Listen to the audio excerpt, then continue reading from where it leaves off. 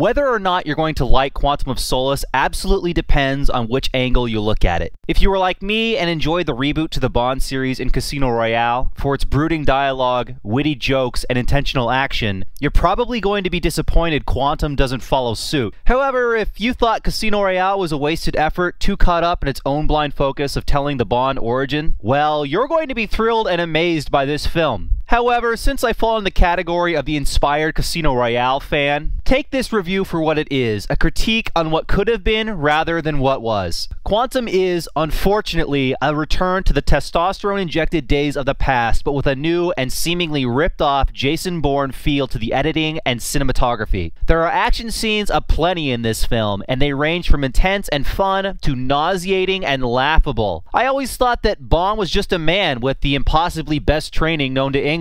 But apparently I was wrong. Apparently he's also a hybrid of Superman and Wolverine. Broken glass has no effect. Cuts and scratches heal overnight, falls from airplanes are barely worth mentioning, and nearing the end of the film, he's essentially fire retardant, running through walls of fire as easily as the T-1000. I know we're watching a now motivated by action Bond movie, but I feel like the action would have carried more weight if the extremeness of it had been toned down some. I mean, would it have really been so much to ask for Bond to show some pain or at least get slowed down by some of the damage he takes on? I know I'm supposed to believe to disbelieve, but as the movie was nearing its end, I honestly wouldn't have been surprised if Bond had locked himself in a lead-coated refrigerator to survive and escape a nuclear blast. Craig reprises his role as the brutish and cold James Bond, except in this film he isn't as interested in letting the audience know what he's thinking as he is running around murdering and blowing stuff up. Fun to watch now and then, but again, I was more interested in the character of Bond rather than how well he can take a punch or knock a guy off his motorcycle. The bottom line is that I didn't think much of Bond in this film. He isn't anything to respect, admire, or even care about. He's a tool for mindless destruction, there to run over any bad guy that gets in his way, and again, a product of what this film was going after, but something I feel I'm justifiably upset over. Its predecessor set Bond up as a tragic hero with a brutally shattered broken heart, and this film, according to the trailers, was supposed to be Bond on the quest for revenge and fleshing out more about the organization that hired Le Chiffre and turned Vespa. Instead, we get a mess of action that, in spite of being fast-paced and sometimes fun to watch, is hard to follow and feels like a distraction from the true plot, which ultimately isn't there. It's like the writers knew, hey, we don't have a story, so we'll distract everyone with lots of running around and explosions. One thing Quantum did better and worse than Casino Royale was its use of villainy. The idea that the Quantum organization is a group of international bankers and businessmen in league with everyone, including, surprise, surprise, the United States and even England,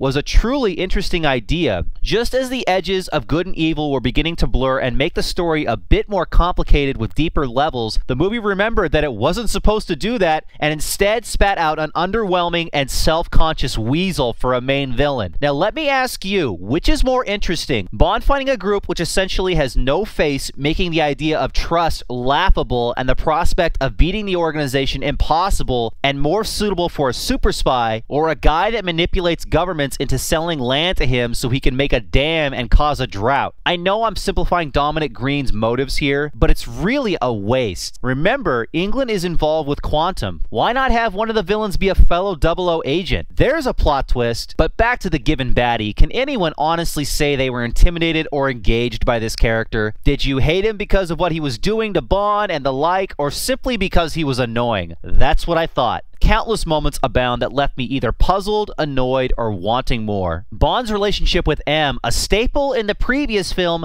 now is nothing short of flat and lifeless. M is supposed to be Bond's boss, but has about as much control over him as a baby over a Rottweiler. Her lectures and conversations with Bond aren't interesting in both writing or delivery and come off as a forced puzzle piece rather than a worthy addition. And by the way, what the hell was with Bond leaving Mathis' body in the dumpster but leaving two dead cops way out in the open? Did he not think that anyone was going to search there after finding those two murdered corpses? Why don't we see more of Mr. White? Mr. White is shot, briefly interrogated, shot again, apparently killed, only to reappear later on in the movie alive and well and never to be heard from again. No further mention of his character or even that they're interested in finding him. I mean, that's a loose end. Oh, and as far as the new Bond girl, well, she's about as forgettable as she is hot. That's all I'm gonna say. In the end, Quantum turns its nose up at the very very movie that's going to make it a success in the first place. It doesn't answer many of the interesting questions set in the previous movie, and instead decided to go in an entirely new direction that would make Arnold Schwarzenegger proud. The answers that are provided are quick and cheap, and feel no different than if you inadvertently heard the answer by somebody walking down the street. I know that some Bond fans and even casual moviegoers will be satisfied with what is presented in this movie, but for me and anyone who loved Casino Royale for the masterpiece of an origin story that it was, you're going to feel a bit betrayed. There's something especially frustrating about seeing a really good movie, getting your hopes up for the sequel, and having them not met by any stretch. As a consistent follow-up to Casino Royale, this movie falls short, but as a standalone action film, it essentially succeeds. A disappointment to be sure, and one that inevitably doomed any future installments in the wait for DVD category rather than the enthusiastic wait in line for opening day.